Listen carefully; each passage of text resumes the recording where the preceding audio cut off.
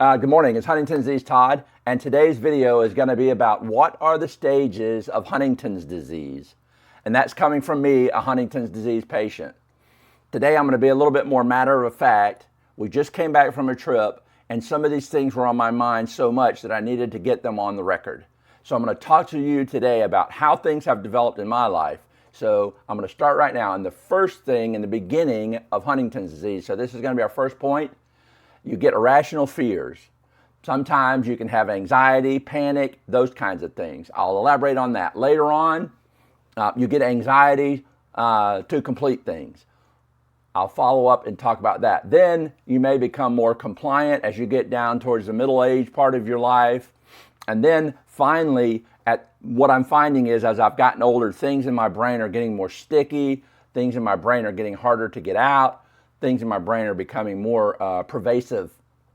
And I'm having thoughts that just will not go away.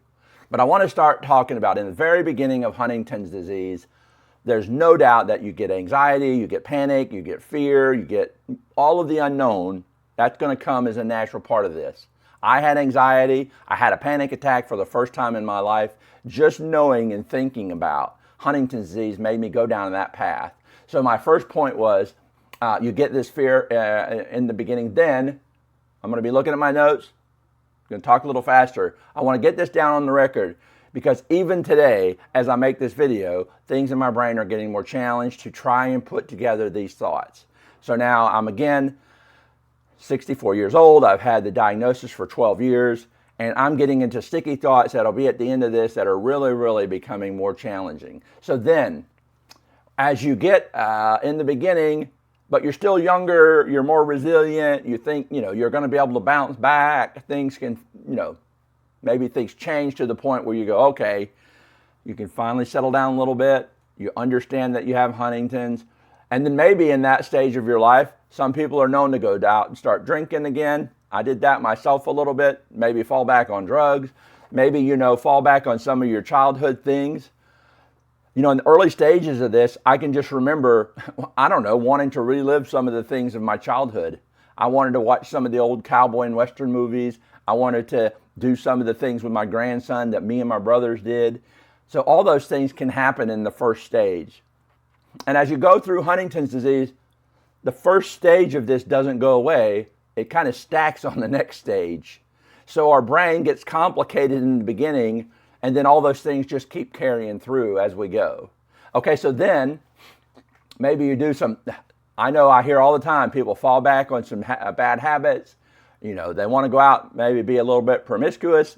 Those kind of things happen. I think in the beginning of this, our brain gets tricked by our environment, but also by just the change in the brain. Again, they said, like I said before, Huntington's disease doesn't happen. You don't just get it, you've had it your whole life. So as you go through the beginning stages, there does come a time where I think you might find a little bit of peace.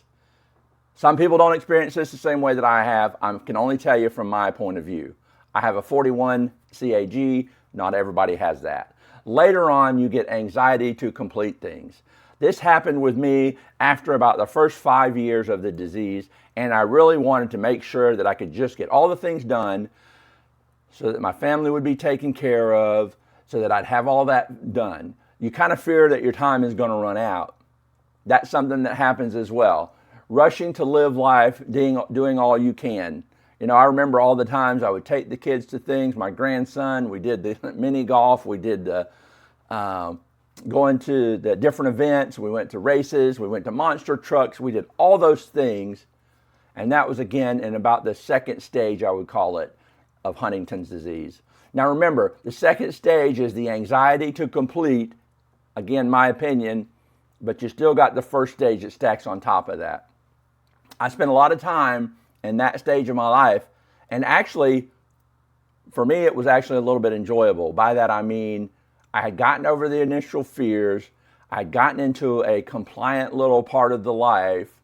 All things don't last, and all things will change. Huntington's disease is one thing about it. It never stays the same. It's not the same for everybody, and it will never stop changing and progressing. Maybe with some drugs, things will change, but right now, so that's the stage 2. You get anxiety to complete things. Stage 3, you may become more compliant. Maybe in this stage, and this is definitely in the middle age of life, you just finally accept things. You accept things that are going to be the way they are. You're kind of living a life that's kind of just moving along at a pace, whatever that pace is. And again, all the stages of before stacking on.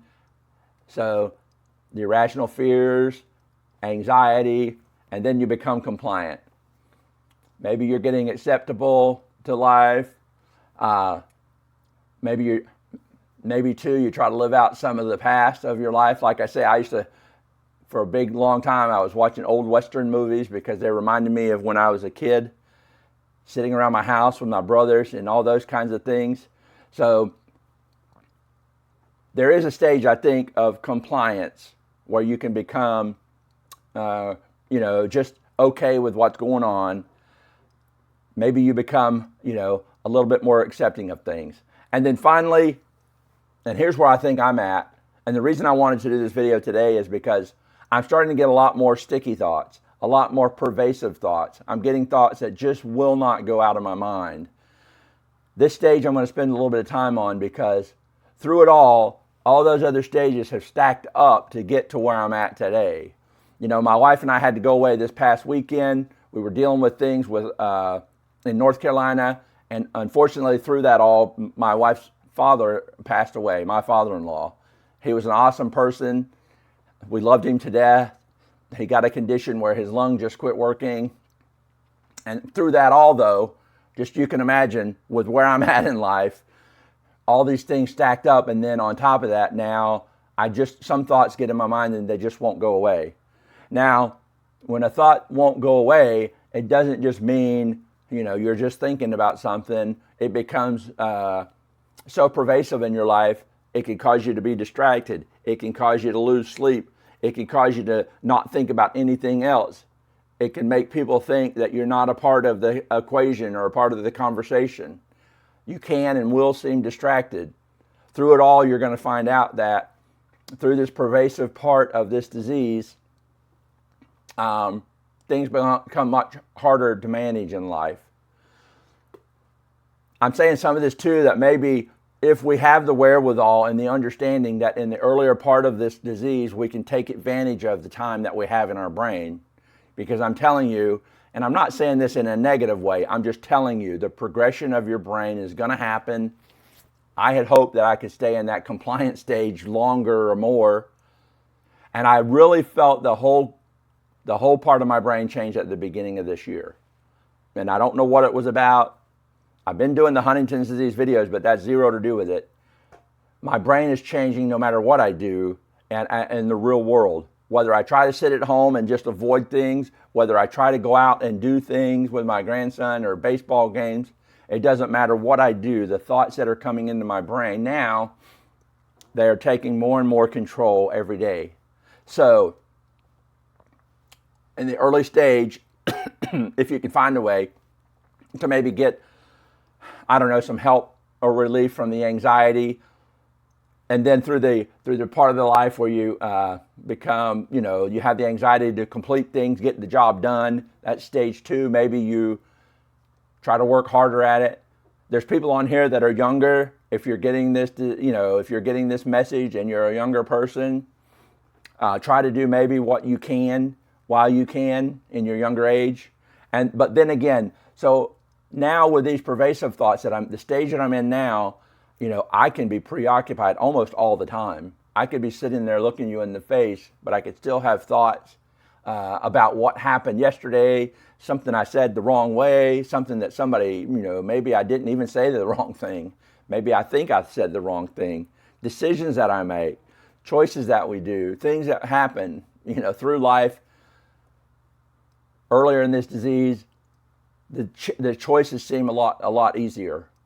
So now, as I've gotten to 12 years into this thing, I'm finding out that it's hard for me to focus sometimes on anything other than whatever that one thought is that has gotten inside of my brain.